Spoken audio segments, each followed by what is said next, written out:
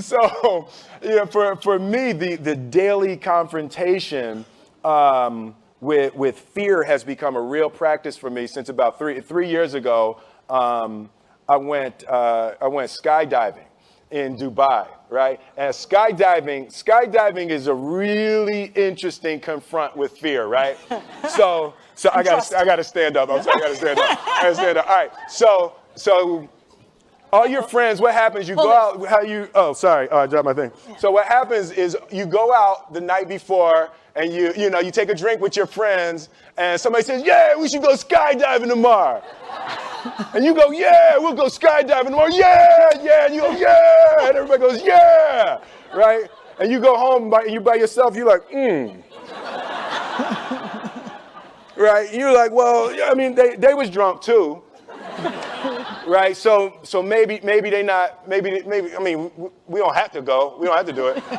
So then that night you're laying in your bed and you just keep, and you're terrified. You keep imagining over and over again jumping out of an airplane, and you can't figure out why you would do that, right?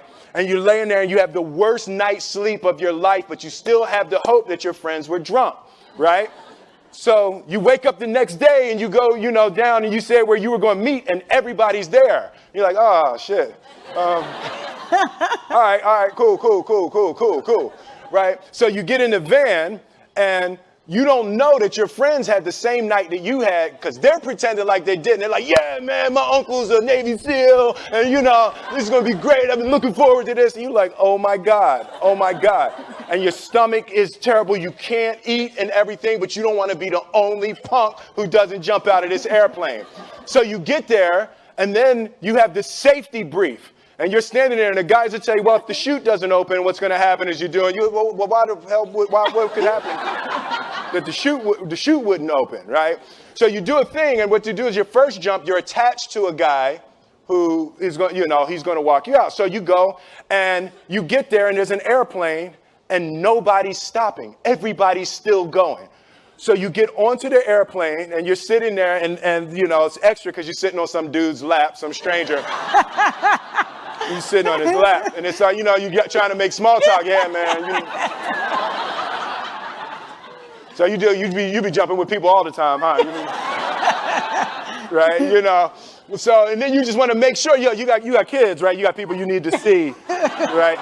You just want to make sure he's serious, right? So you get in there. So everything's normal. So you fly and you go up to 14,000 feet, and you notice there's a light. It's red.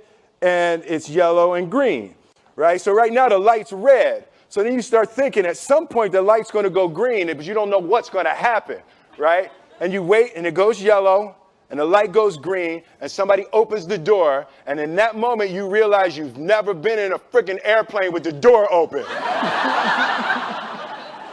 Right? Terror. Oh, sorry, I'm spitting. I'm sorry. Oh, sorry. No, terror. Right?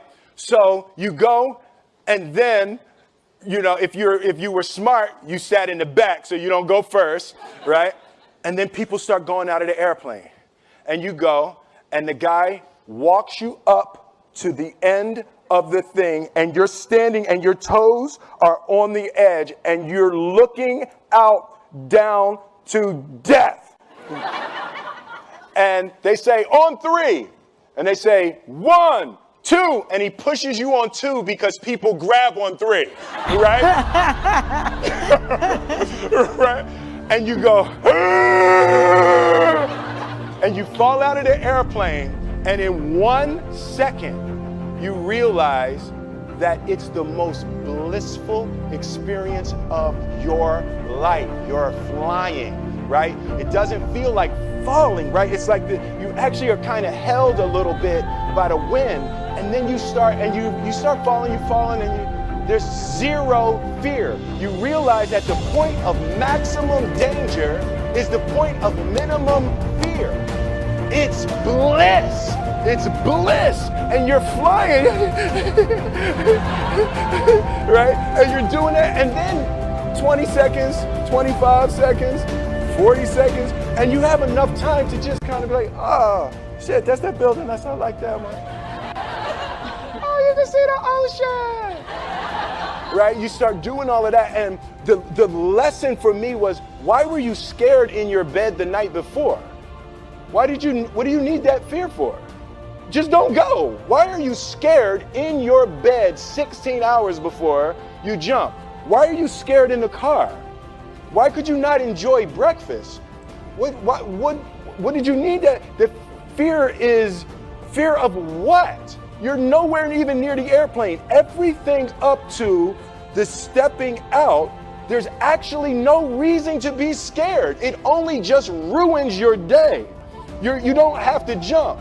And then in that moment, all of a sudden, where you should be terrified is the most blissful experience of your life.